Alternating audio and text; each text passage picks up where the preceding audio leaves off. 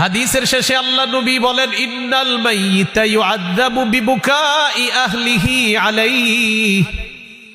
মৃত ব্যক্তির পরিবারের বিলাপ করে কান্না করার কারণে মৃত ব্যক্তির উপর আযাব হয়। নাউযুবিল্লাহ।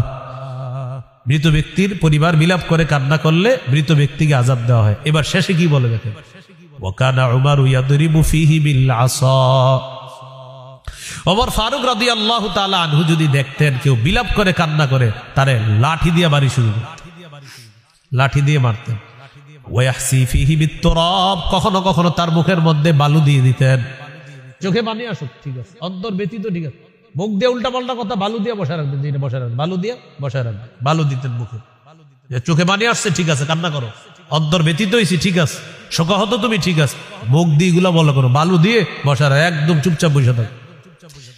এই জন্য আমাদের দায়িত্ব কর্তব্য, কেউ যখন বিলাপ করে কান্না করবে মৃত ব্যক্তির জন্য, তাকে